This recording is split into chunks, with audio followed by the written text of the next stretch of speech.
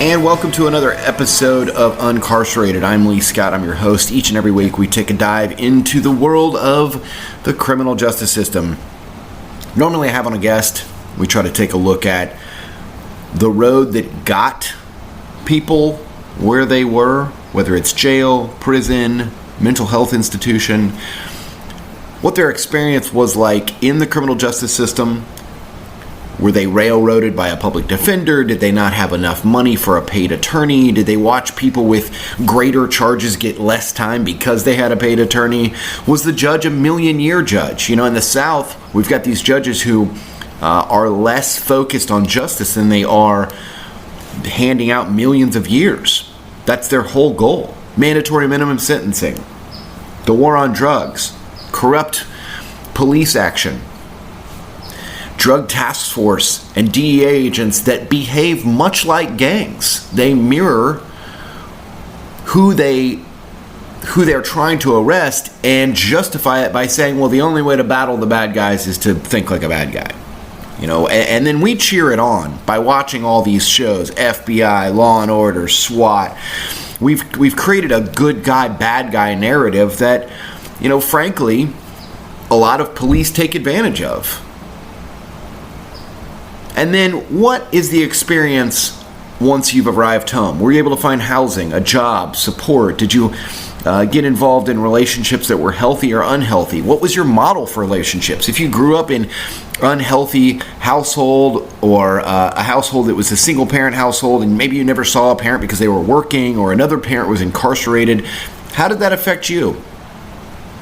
So we try to take a look at the broad issues in a style where we have a conversation with someone. But tonight, I'm just going to fly solo, and for a few reasons. One, I'm out in California. So this is the 1-year anniversary of me being home. I've accomplished a lot this year. I wrote all my goals down on a piece of paper. That's the most important thing I can express to you out there if you're listening and you're suffering from any type of life trauma, or you're just trying to move and close that gap between who we are now and who we want to be. I mean, that's really the human gap. Whether you're involved in the criminal justice system or have problems with abuse or trauma or addiction or, you know, bad relationships or weight loss, whatever the thing that we're battling, what it goes to is the gap in our lives is who we are right now and who we would like to be.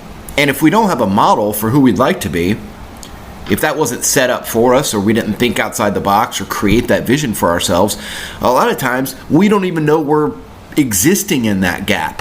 You always hear about this hole inside of yourself that we're trying to fill with drugs or alcohol or sex or food or whatever it is. That's the hole. That's the spiritual hole, is I'm trying to close this gap between who I would like to be and who I am right now. So if you're in that position, as soon as this show's over, I want you to commit to an exercise. I want you to get a piece of paper, a journal, whatever you write your stuff down in, get a pen, a pencil, whatever you write with. I was just gonna keep listing writing utensils and see how long you guys would listen for, but I'm not gonna fuck with you like that. So write down what you'd like to accomplish by this time next year, and then the sub steps it would take to get there. So if it's lose 50 pounds, join a gym, commit to 3 times a week, 4 times a week, cardio 4 times a week, of yoga, weight training, whatever that is.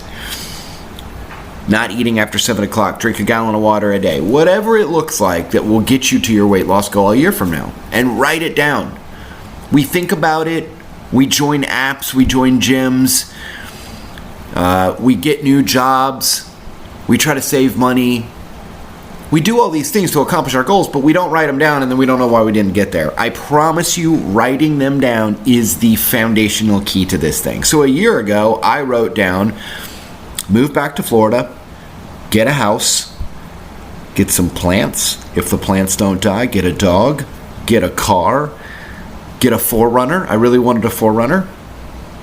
Get 2 jobs. I knew that one job wouldn't just pay the bills.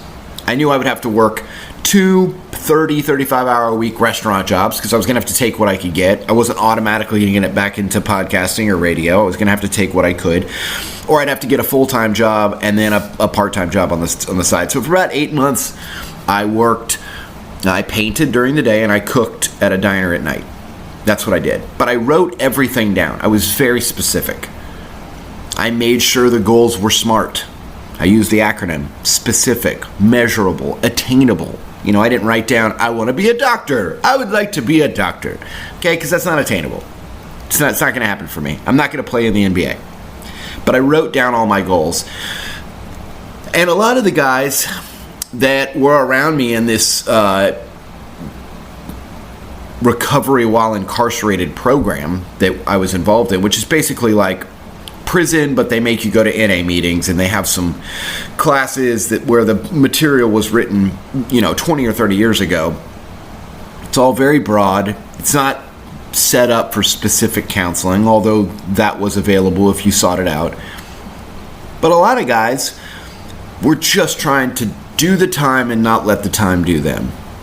And what that means is, you hear this moniker a lot when you're in prison or jail.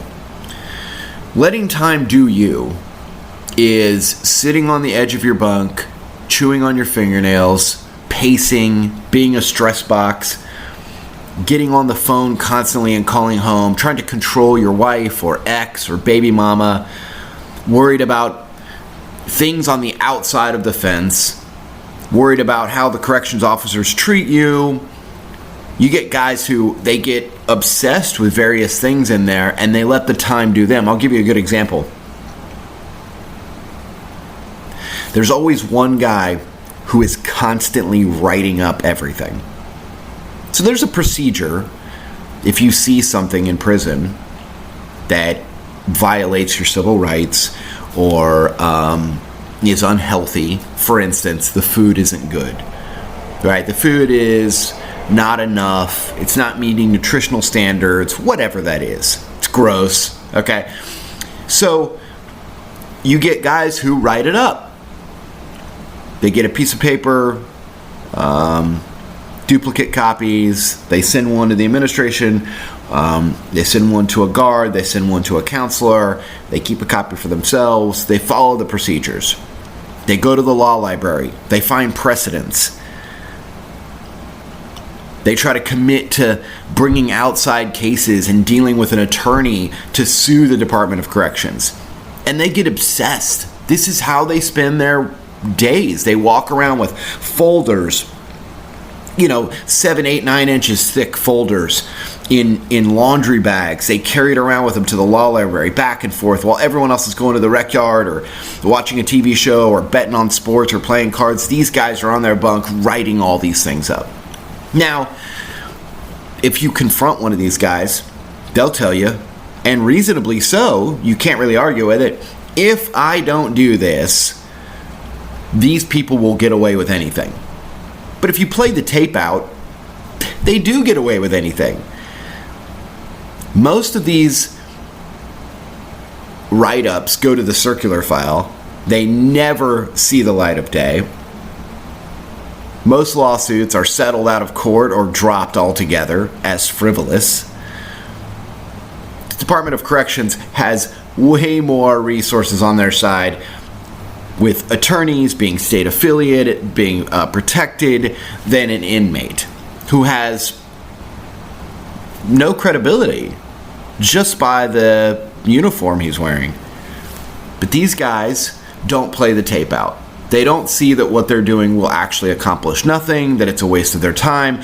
They could spend their time learning a new language or writing home to their family or exercising or meditating, whatever the thing is. You've got years and years on your of time on your hands, and these guys get obsessed with this stuff. Others guys get obsessed with playing cards, betting. Gambling is a huge one, and I'll dive into that in a moment, but people get obsessive in there. And depending on what your obsession is, you can either be doing time or letting the time do you. Well, my whole goal was self-improvement. I did not want to go waste my time for a year or however long I was going to be gone for. I wanted to improve myself mentally, physically, spiritually, emotionally. The first time that I got in trouble, I realized maybe I had some mental health and some addiction issues. Extremely self-destructive. Trying to kill myself using air duster, inhalants. I was very, very unhappy with my life and where I was, the death that seemed to follow me everywhere.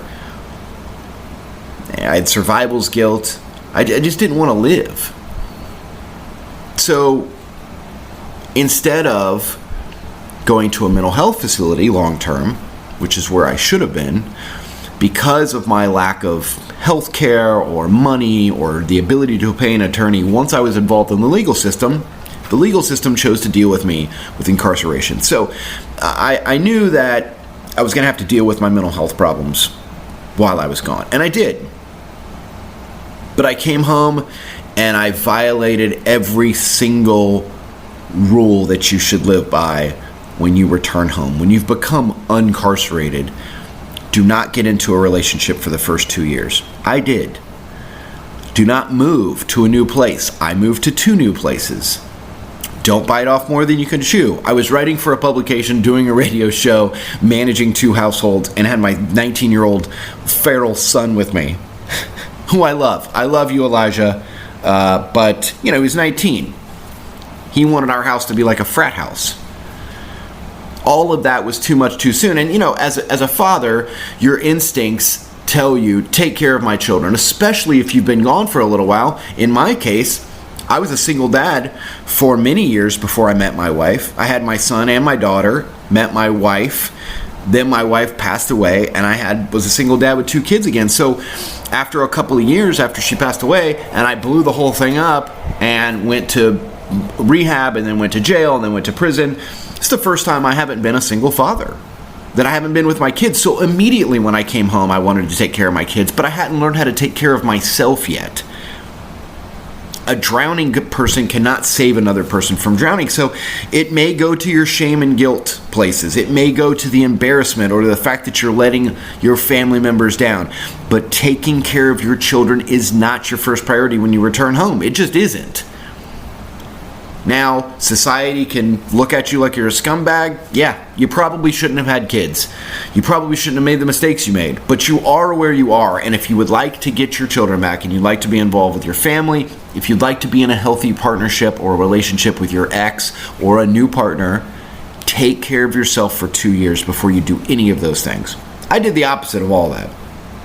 And the first sign of some stress and some trauma, I did the exact same thing again, and I was sentenced to a recovery while incarcerated program. So this time I knew I had dealt with my mental health problems, and I knew that I had dealt with some physical and some spiritual aches, and I had been in therapy. I had gone through the cycle of taking an SSRI, dealing with my dopamine levels and my serotonin levels. I had adjusted all that, but I was an emotional 5-year-old. And that's something that I wasn't self-aware enough to see. I couldn't handle death. I couldn't handle a breakup. I couldn't handle relationship issues or someone cheating on me. And I was in an open relationship. I tried to be mature and adult about it, but it drove me crazy. And I had to realize that I needed to be an emotional adult. So my mission while I was gone, while other people were gambling or doing law work or writing up Department of Corrections, I was focused on what are the key things that would allow me to be an emotional adult. So here's what I did. I got in therapy, I got into some classes, and I started reading. Who are the most enlightened people? Whenever you're trying to close that gap between who you are and who you'd like to be, it's nice to be able to say, well, that person has what I want. How do I get it? How did they get it? And I looked at enlightened people. I looked at my ex that I had been in an open relationship with. She embodied a lot of the things that I thought were healthy in a relationship. Now, us together was poisonous, and it wasn't good, and it wasn't healthy, and we weren't, quote, meant to be together. And I realized that. But she was able to let go She was able to not practice codependency. She was able to practice non-attachment. So I kind of looked at those things and I said, well, how do I adopt that into my life? And it's still a work in progress.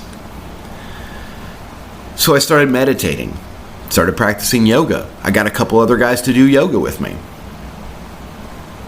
And I would sit on my bunk and I would envision, what if I come home and I don't reconnect with my 2 children? What if I come home and I don't find a healthy relationship or a fulfilling job? What if I never get to do a podcast or a radio show or something creative again? What if all those things happen? What if I'm just alone in a motel room working in a diner for the rest of my life? How will I respond? Because it's helpful to envision where you want to be and try to get there, but also envision what happens if you fall short. How will you respond? So many of us do neither of those things. We don't write down our goals and write down where we'd like to be. And then maybe at best we envision where we want to be, but if we fall short, we're so disappointed. We're so full of shame. Our society, especially Western society, fosters nothing but shame and guilt. The 12-step programs are completely based on shame and guilt. That's what they're based on. You have to go back up and get a white key tag if you relapse. So hold your head down, and it's supposed to be this moment of pride, but all they're doing is counting the days since the last time that they screwed up, and the guy who has 7 years is kind of lording it over your head. Our whole society is based on shame and guilt and not reasonable expectations of ourselves. So I envision both things: where I want to be, how I'll get there, and what happens if I do all the things and I don't get there. And all of it involved letting go of expectations, not being attached to a person or a thing or a place. And in this year, I've been able to accomplish every one of my goals. Every one of them. And I've been able to do it in the face of the echoes of legal issues, a breakup with someone who I love dearly, not getting what I wanted relationship-wise, and the death of my daughter. My daughter passed away 4 months ago. And my daughter was my soulmate. My daughter was supposed to do my radio show with me, travel to California with me. I love my daughter and my son, but I love my daughter more than anything I could ever think of. And she died. And I have to look inward and say that her depression and addiction issues, I contributed to those things. My absence and my genetics contributed to her issues and where she was at in life. Now, the me 10 years ago would have immediately had that thought and ran out and used or self-destructed. I just couldn't deal with that embarrassment and shame and guilt. I wouldn't want to live. Now I'm able to look at it for what it is. I'm able to own what I'm responsible for, and I'm able to let go of the things that I'm not in control of. Now that's an art, and I'm really proud of myself for that. But it takes a lot of work. I could sit here and look at both perspectives.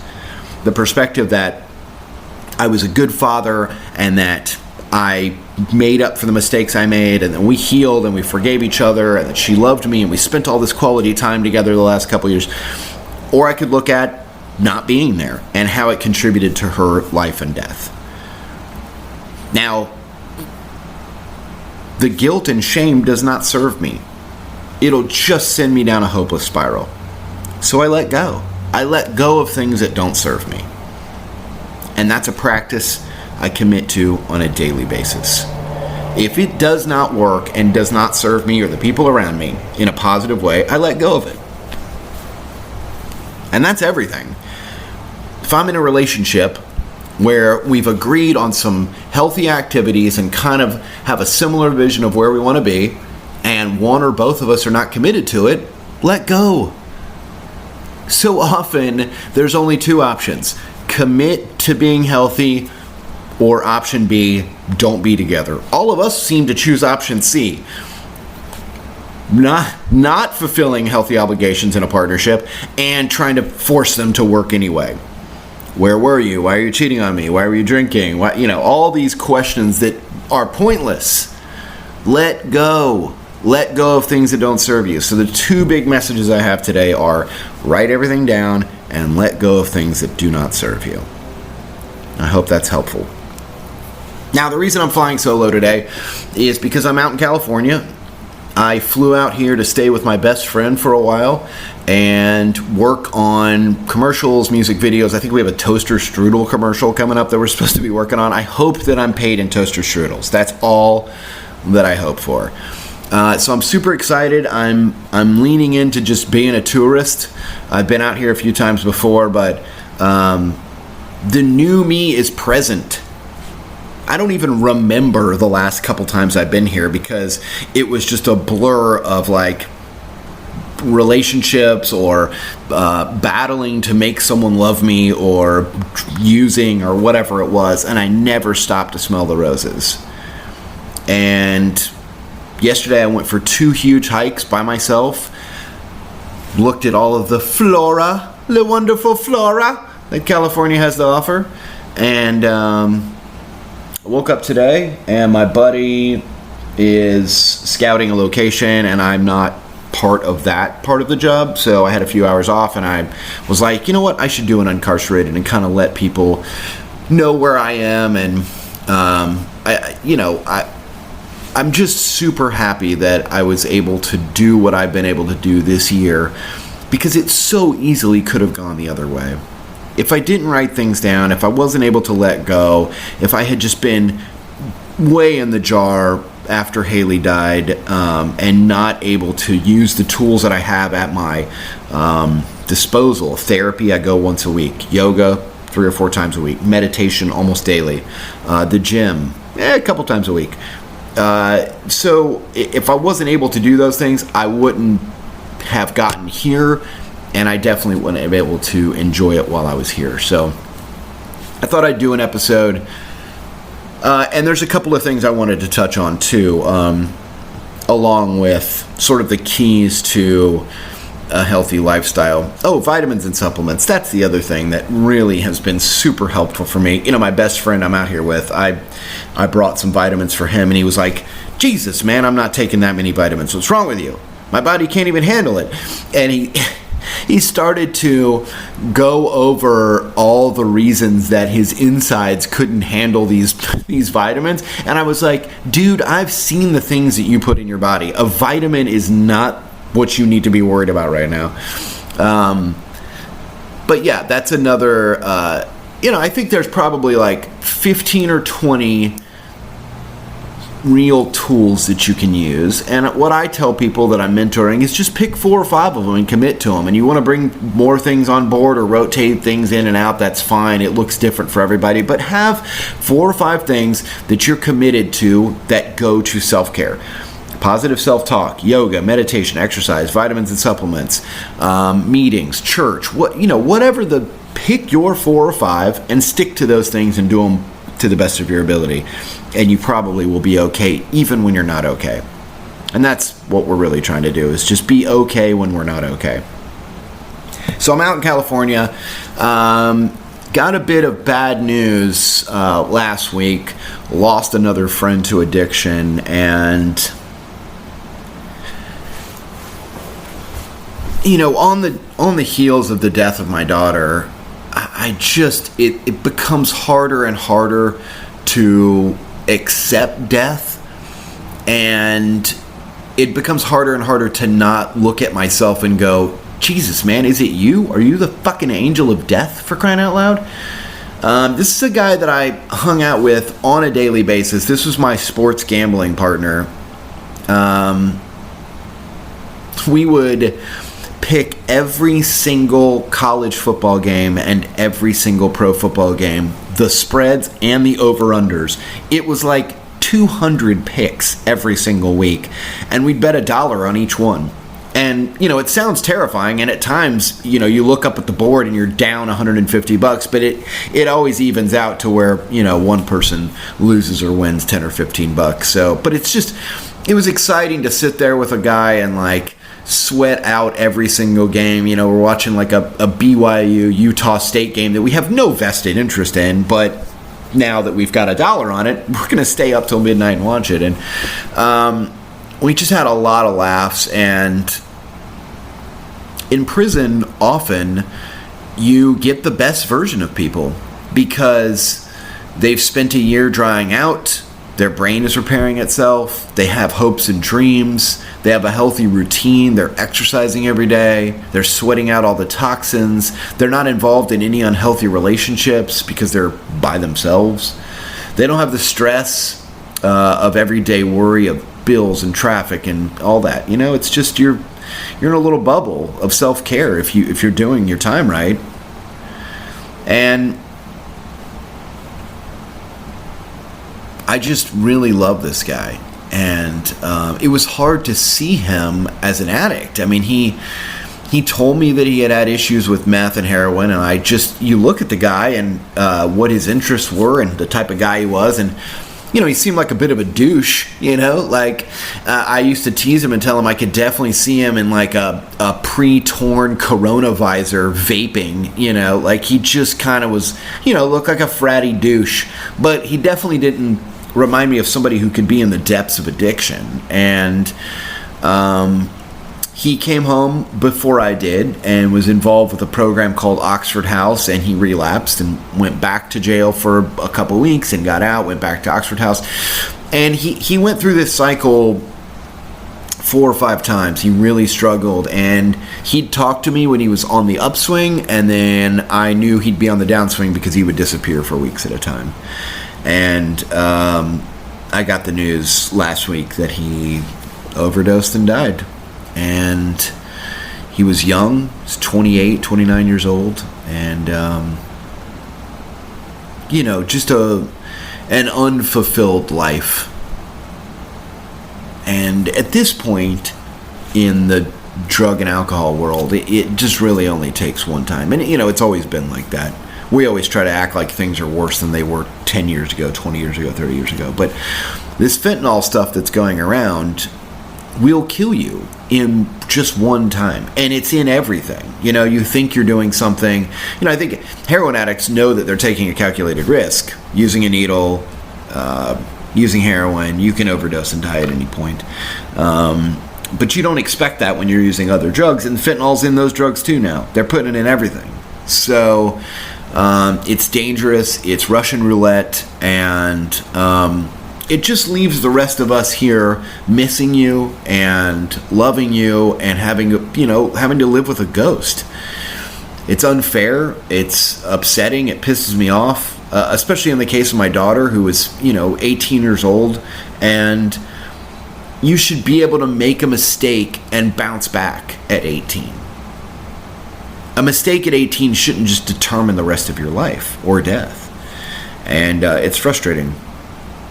So I just wanted to acknowledge Levi and what a good-hearted big gorilla of a human he was. And I love you, big guy, and I'll miss you. And if you're out there listening right now and you're struggling with addiction or just whatever you're struggling with, please apply some of the effort that you would into staying in your shitty relationship or your unhealthy habits or your addictions. Some of that hardcore perseverance and effort that we know that you're capable of, apply it to self-care. You are worth it. And you can find all the reasons in the world why you're not worth it. Again, it goes back to perspective. The 2 wolves. You got 2 wolves. Which one grows to be the biggest and the baddest? The one that you feed.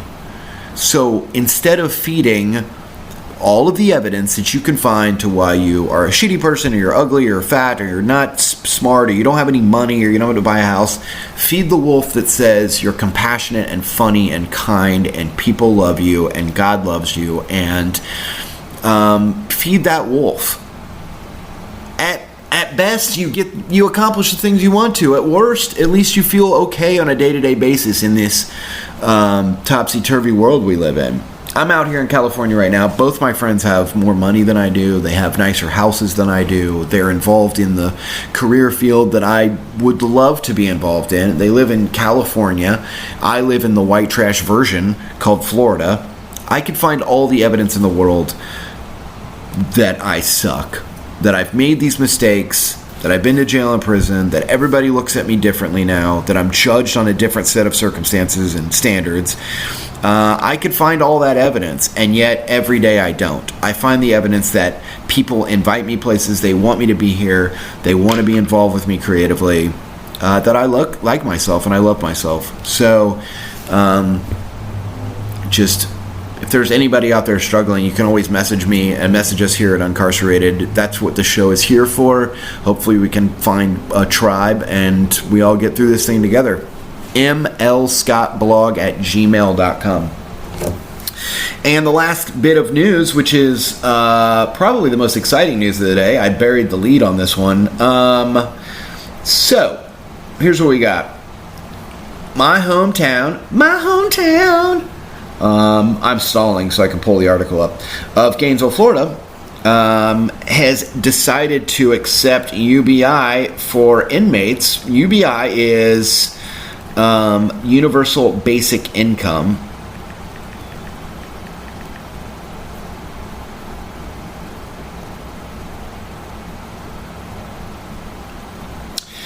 The esteemed Mayor Lauren Poe of Gainesville, Florida, who, even though my good friend, one of my best friends, Jen Powell, ran against him, I still think Lauren Poe does a great job. And ex-prisoners in Gainesville may be soon getting a guaranteed income. The city and its partners are still in the early stages of design with unanswered questions as to who will qualify to receive the money, how many people will, and how much the income will be.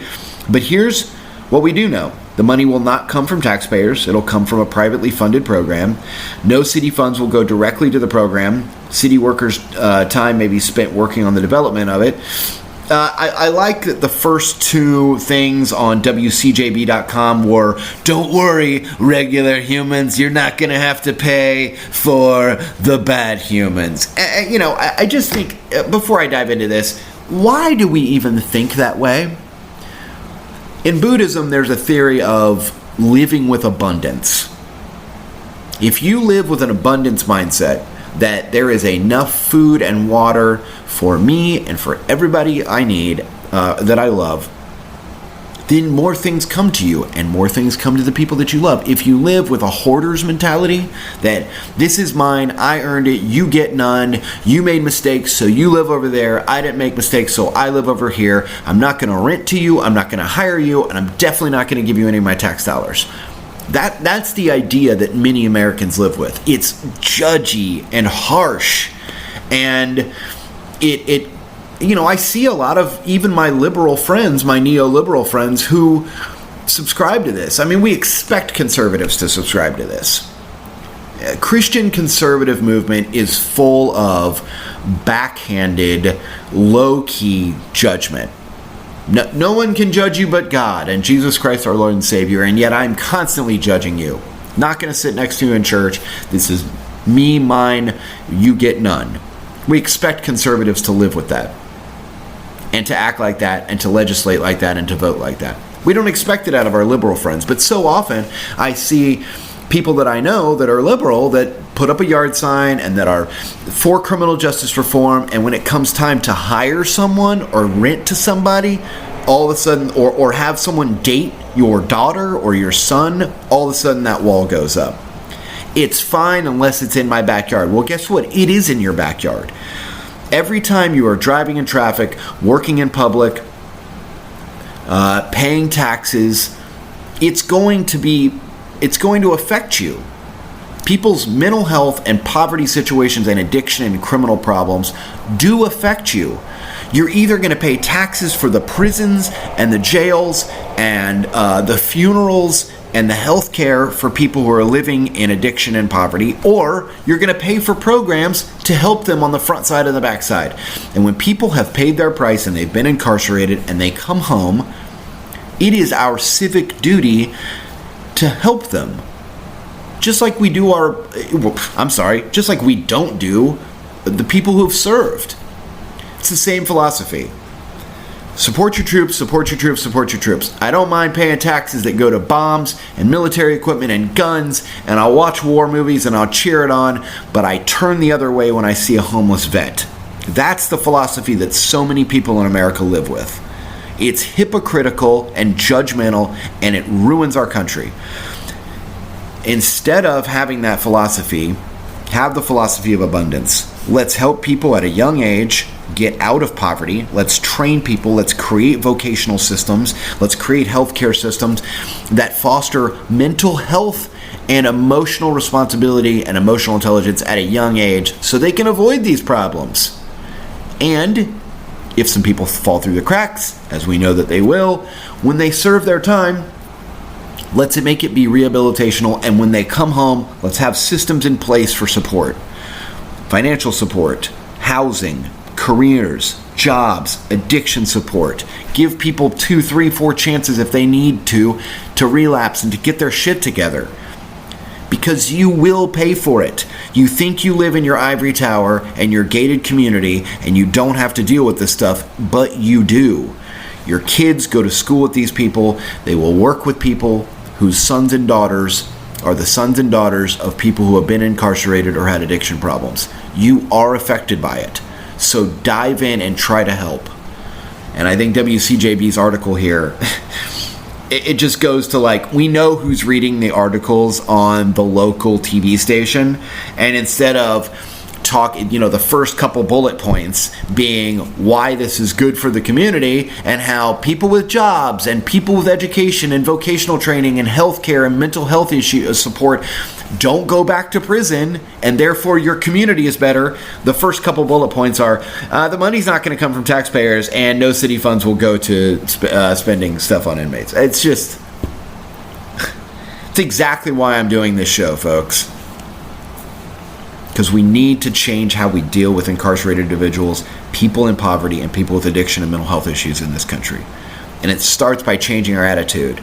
Stop putting your wall up and thinking that you're better than somebody.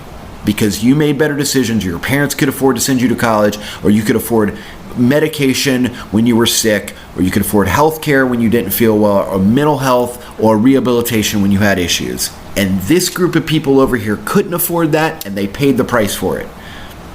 Does not make you better.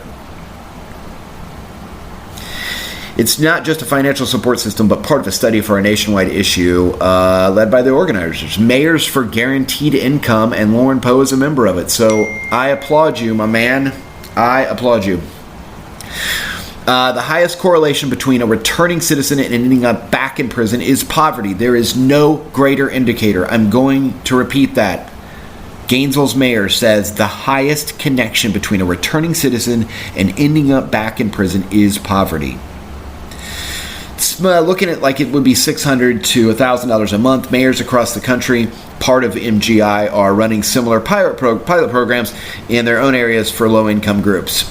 $15 million donation by Twitter CEO Jack Dorsey will be funding the bulk of the project. So there you go. I'm back on Twitter.